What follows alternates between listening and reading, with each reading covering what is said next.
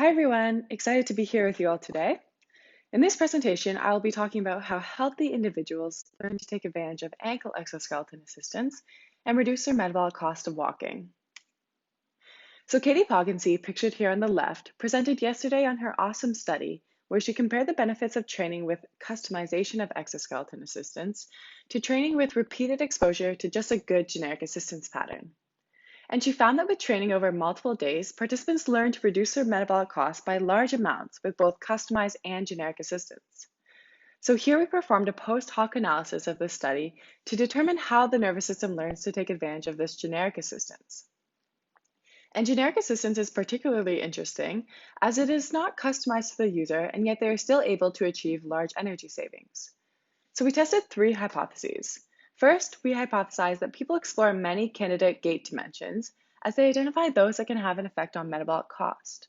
This global increase in exploration may help the nervous system understand the energetic landscape of its new walking context. Second, we hypothesized that people then reduce this exploration along all gait dimensions with experience.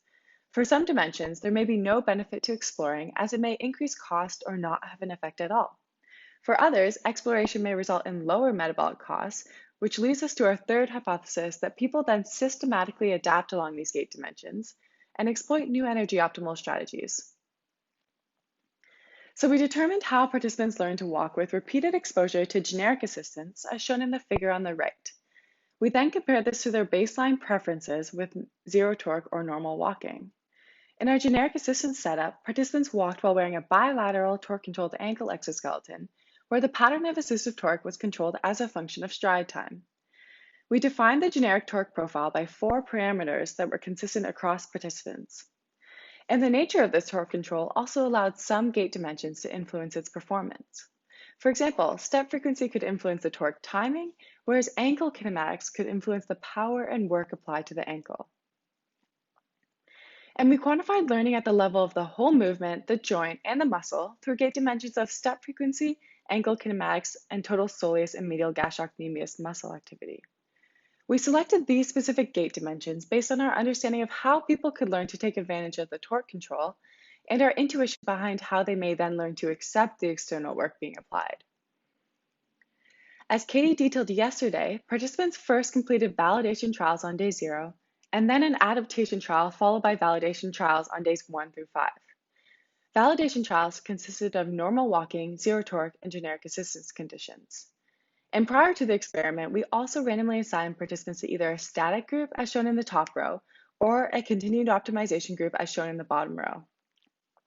And the important take-home of this slide is that despite differences in their adaptation trials, all participants experienced the generic assistance control law, as shown here in blue, to some extent on each day and for multiple days.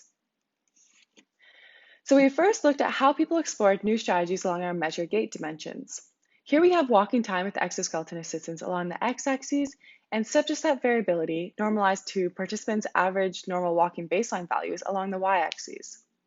And we found that for step frequency, participants initially had increased variability compared to their baseline levels, as shown by the value 1 here on the y-axis. They then exponentially decreased this variability with experience and converged on these baseline values. And we found similar results for total soleus activity. For ankle angle and total medial gastroc activity, participants' variability also initially increased and then decreased exponentially, however, remained elevated above their baseline levels. We next estimated the relationship between gait dimensions, as shown on the x-axis, and metabolic cost, shown on the y-axis, to guide our predictions about how the nervous system may adapt.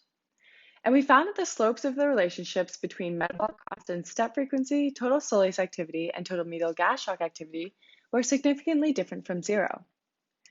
However, we did not find a relationship between metabolic cost and ankle angle range. Interestingly, we found that participants indeed adapted along these 3 gait dimensions of step frequency, total soleus activity, and total medial gastroc activity. And this is shown here by walking time with exoskeleton assistance along the x-axis and gait dimensions normalized to their baseline levels along the y-axis. And our previous slide also indicated that ankle angle range may not have a systematic effect on metabolic cost, and here we found that participants did not adapt along this gait dimension. So these results have addressed each of our hypotheses.